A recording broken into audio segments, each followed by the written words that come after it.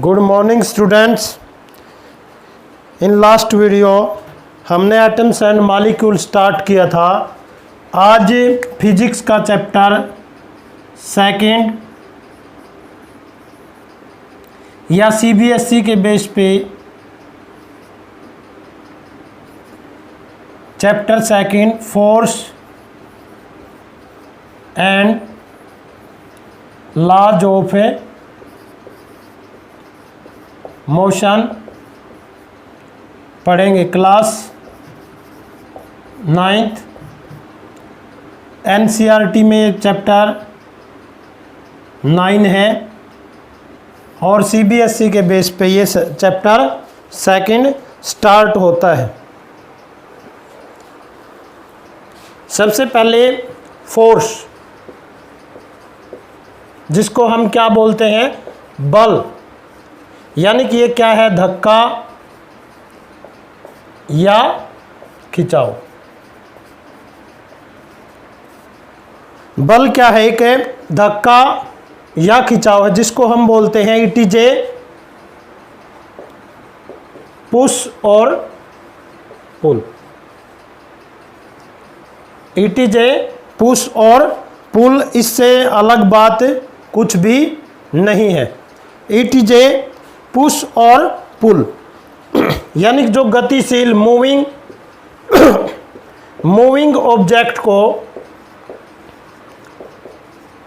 जो चलती हुई वस्तुएं उनको स्टॉप करने की कोशिश करता है, या जो रेस्ट पे होती है उनको स्टार्ट मूविंग। यही काम केवल किसका है, फोर्स का। किसका काम है, फोर्स का। उसके बाद फर्स्ट लॉ ऑफ मोशन, यहाँ पर न्यूटन ने 3 लॉ दिए। फर्स्ट लॉ ऑफ मोशन और second law of motion, third law of motion. सबसे पहला first law of motion. First law of motion, जिसको गति का पहला नियम भी कहते हैं।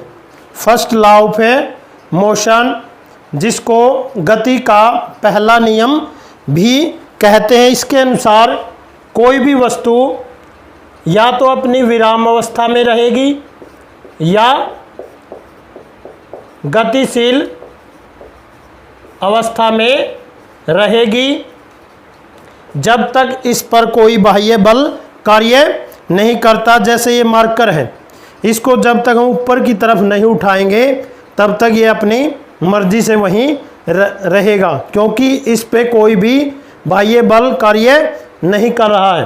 तो इसको इंग्लिश में कैसे डिफाइन करेंगे, any object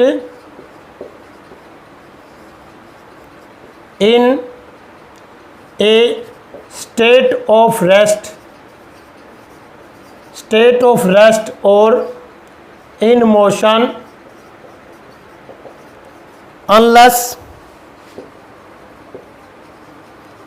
any external force not apply on it। जब तक कोई बाह्य बल इसके ऊपर कार्य नहीं करता, उसको हम क्या कहेंगे, फर्स्ट।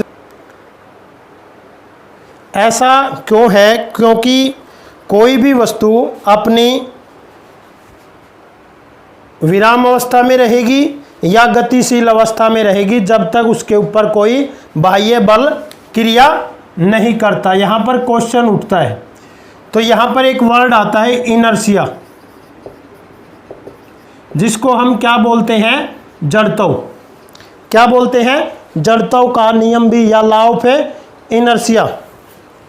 जड़त्व क्या है, किसी वस्तु का जड़त्व किसी वस्तु का वह प्राकृतिक गुण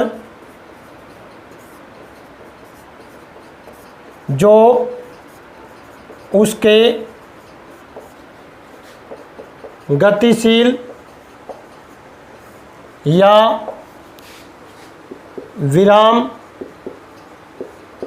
अवस्था में रहने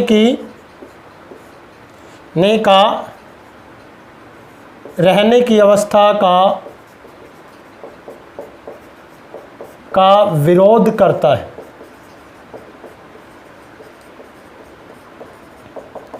यानी कोई वस्तु विराम पे है तो विराम में रहने की कोशिश करेगी, और जो गतिशील में है तो गतिशील अवस्था में रहने की कोशिश करेगी। तो इसको इंग्लिश में क्या डिफाइन करेंगे? इट इज द प्रॉपर्टी, जो कि क्या होती है? It is the natural property of any object which oppose the rest or motion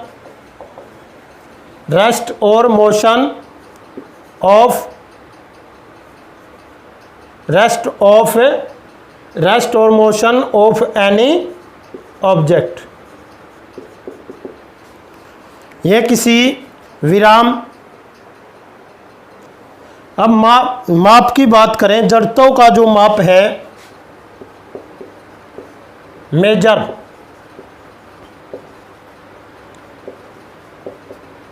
किसी वस्तु का जो माप है किसको मेजर करता है? मास को। जड़त्व क्या है? किसी वस्तु का द्रव्यमान, किसी वस्तु का द्रव्यमान उसके जड़त्व का ही माप है, जड़त्व का ही माप है। It is the measurement of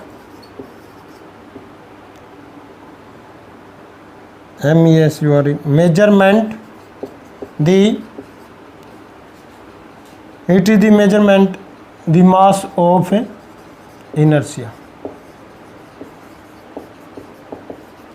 किसी वस्तु का जो द्रव्यमान है उसके जड़त्व का ही माप होता है। अगर हम एग्जाम्पल की बात करें, जड़त्व के एग्जाम्पल की बात करें, तो जैसे एक किसी कार्ड पे ये कॉइन है, क्या है? कॉइन है। जैसे हम फोर्स लगाते हैं इसके ऊपर, कार्ड के ऊपर, तो ये कॉइन इसके अंदर गिर जाता है। दोबारा देखते हैं, जैसे ही हम फोर्स लगाते हैं कॉइन के ऊपर, तो ये जड़त्व के कारण कार्ड आगे चला जाता है और ये कॉइन इसके अंदर गिर जाता है। यही एग्जाम्पल है जड़त्व का। जब हम किसी बस में सफ़र कर रहे हैं, बस के अंदर सफ़र कर रहे हैं, तो ड्राइवर अचानक ब्रेक लगा देता है, तो पैसेंजर आगे की ओर गिरते हैं। When passenger are sitting in the bus, suddenly driver stops the buses, passenger fall in forward direction because the lower part of the body which come in rest, जो कि क्या आ जाता है? रेस्ट पे आ जाता है। But upper part of the body remain in motion, जो कि किस में रहने की कोशिश करता है? मोशन के अंदर, गति के अंदर रहने की कोशिश करता है, जिससे पैसेंजर आगे की ओर गिर पड़ते हैं।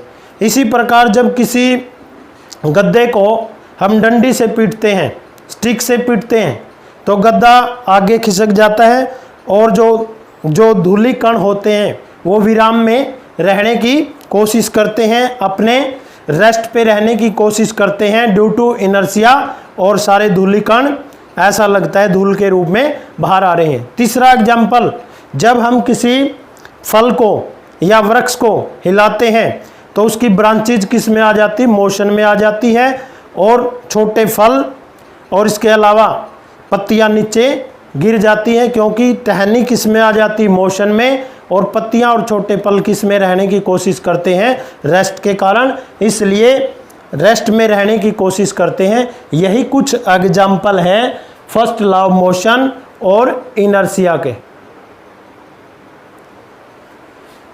Newton second law of motion या गति का द्वितीय नियम, किसी वस्तु के संवेग में परिवर्तन की दर, यहाँ से देखो, किसी वस्तु के संवेग में परिवर्तन की दर उस पर लगने वाले असंतुलित बल क्या है, अभी हमें पता नहीं। असंतुलित बल है कि दिशा में, जिस दिशा में असंतुलित बल लगेगा उस दिशा के ही क्या होती है, अनुपाती। इसको इंग्लिश में कैसे डिफाइन करेंगे, rate of change of momentum. क्या लिखेंगे, rate of change of momentum. Momentum क्या होता है, swing. Rate of change of a momentum is directly proportional to, is directly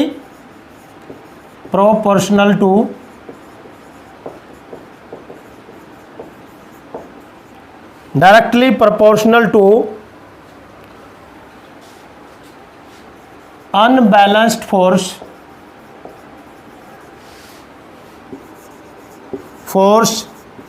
in the direction of force। यही इसकी डेफिनेशन बनती है। दोबारा देखो, किसी वस्तु के संवेग में परिवर्तन की दर उस पर लगने वाले असंतुलित बल की दिशा में, बल के जिस दिशा में बल होगा वस्तु उसी दिशा में, ये तो अंडरस्टैंडिंग। अब जो संवेग है, संवेग, इसको क्या बोलते हैं, मोमेंटम। परिवर्तन की दर, rate of change of momentum, यानी जो मोमेंटम चेंज होगा is directly proportional to unbalanced force. अब मोमेंटम देखो कहां से आया, क्या है मोमेंटम, इसको किस तरह से डिफाइन करेंगे। यहां मोमेंटम देखो, ये वर्ड नया निकल के आता है, स्विंग में परिवर्तन। मान लो एक छोटा बच्चा है, आप कहीं सड़क पर चल रहे हैं, मान लीजिए आप सड़क पर खड़े हैं इस तरह से, और कोई बच्चा यहाँ से साइकिल लेके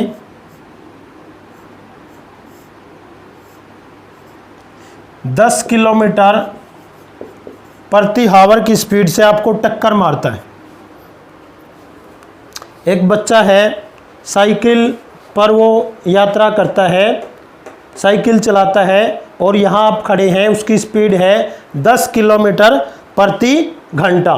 क्या है, उसकी वेलोसिटी है, जो उसकी गति है, वो आपको टक्कर मारता है। हो सकता है आप गिर जाएं, वो गिर जाएं, थोड़ी बहुत चोट लगने से काम चल सकता है। अब दूसरा केस लेते हैं, ये क्या वर्ड आ गया, वेग। क्या आ गया, वेलोसिटी। अब सेकंड केस के अंदर देखते हैं, मान लो इसी रोड के ऊपर आप खड़े हैं, एक ट्रक आता है, ट्रक की स्पीड वेलोसिटी वही है 10 किलोमीटर पर आवर। पहले केस में क्या है, एक बच्चा है साइकिल से, अगर वही बच्चा जब 10 किलोमीटर की स्पीड से आ रहा था तो हमें कोई खास फर्क नहीं पड़ता, हम गिरने से काम चल सकता है। लेकिन जब ट्रक इसी स्पीड से, हम ज़्यादा चोटिल हो सकते हैं। देखो दोनों केस में स्पीड सेम है 10 किलोमीटर, लेकिन यहाँ पर क्या चीज़ निकल के आ गई, उस ट्रक का जो मास है, द्रव्यमान है जो, वो बहुत ज़्यादा है। अब जो संवेग है, मोमेंटम,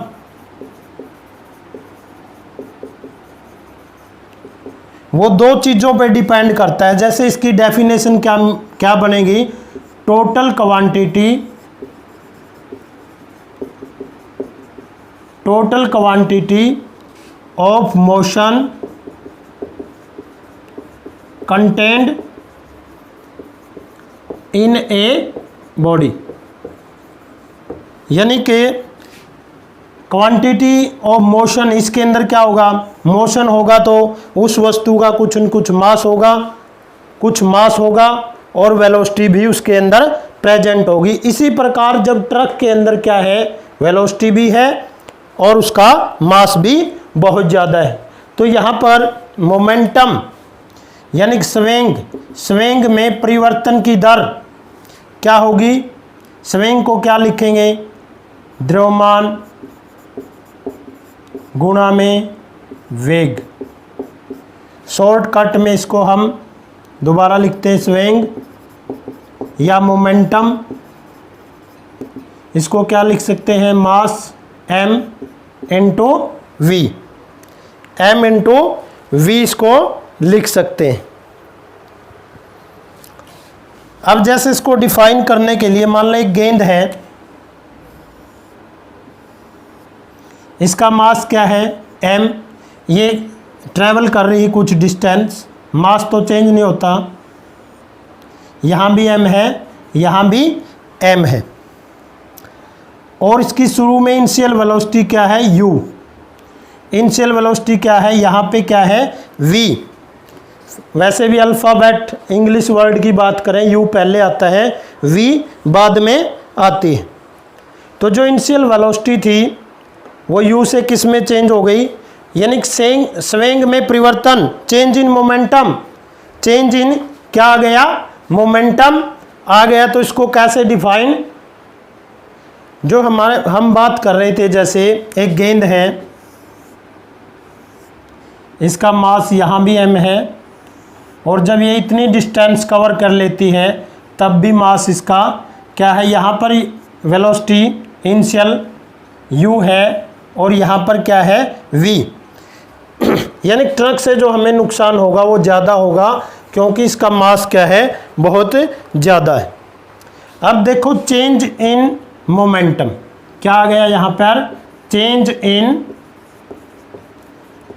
इन मोमेंटम, स्विंग में परिवर्तन, जो कि हमने इसको मान ले क्या लिखते हैं हम, P1, क्या लिखते हैं P1। ये क्या बनेगा, स्विंग किस का मापक होता है, mu, और यहाँ पर क्या बनेगा P2 is equal to mv। क्या बनेगा, जो पहला स्विंग है mu इनिशियल वेलोसिटी और जो बाद वाला स्विंग है mv मास इनटू वेलोसिटी। अब जो चेंज इन मोमेंटम आएगा,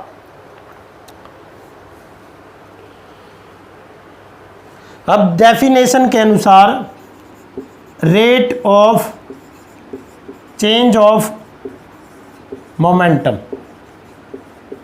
rate of A change of a momentum क्या बनता है,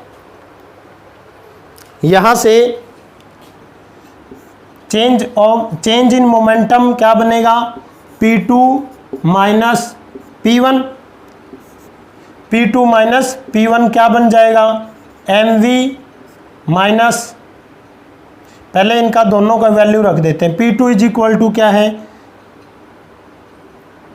P2 is equal to mu minus mv। तो यहाँ पर मोमेंटम है जो m दोनों में क्या है, कॉमन, mv माइनस mu, तो क्या बनेगा v माइनस u।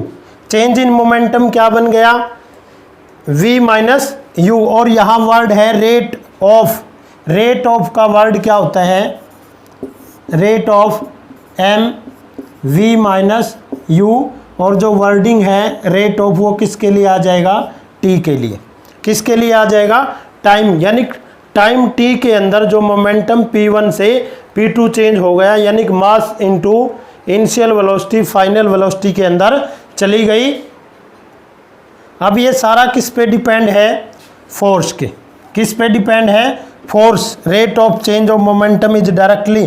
तो यहाँ पर v minus you divided by T किसके इक्वल होता है, एक्सेलरेशन के, हमने पिछले लेसन में पढ़ा था। तो इसको क्या लिख सकते हैं, f इज इक्वल टू, इस सारे की जगह v माइनस यू की जगह क्या लिख सकते हैं, a। तो ये क्या था, डायरेक्टली प्रोपोर्शनल टू। इसको हटाने के लिए हम क्या लगा देते हैं, k ma। जब m की वैल्यू क्या रख देते हैं 1, तब k भी क्या हो जाएगा 1, a भी क्या हो जाएगा 1। तो f सारा क्या बन गया। अब आपको पता है m को किस में मापेंगे, मान लो 1 किलोग्राम और a किसके बराबर होता है, v बाय टी।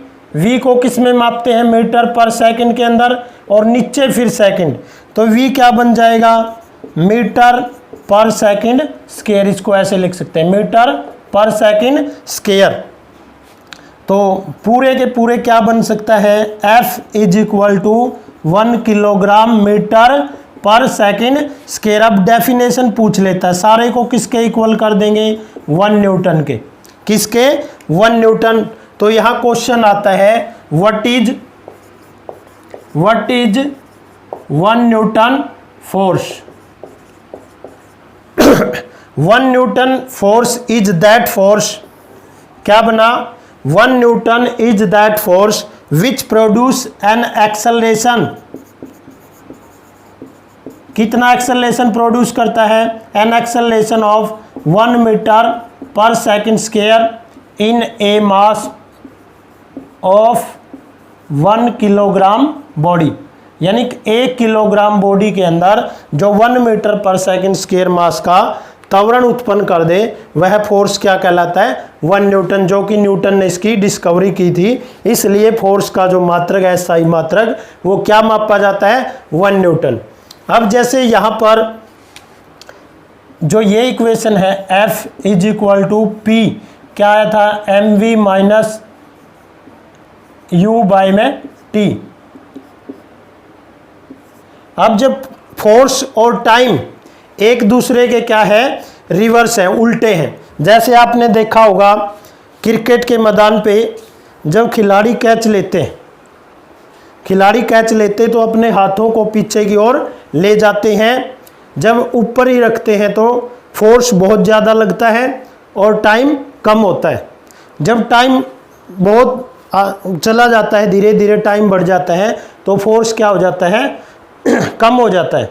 और ऐसा होने से उनको चोट कम लगती है। दैनिक जीवन में इसका बहुत ही महत्व है, Newton second law of motion का। दूसरा, जब हम किसी स्प्रिंग को दबाते हैं और स्प्रिंग भी हमें स्टैंड के, जैसे किसी स्प्रिंग, ये स्प्रिंग है मान लो, और यहाँ इसका स्टैंड है, जब हम इसको ऊपर से दबाते हैं तो हमें ये ऐसे हिलोरे या फ्लक्चुएशन की तरह हमें लगता है। Remaining work of this lesson will be discussed in next video. Thanks for watching. Have a nice day.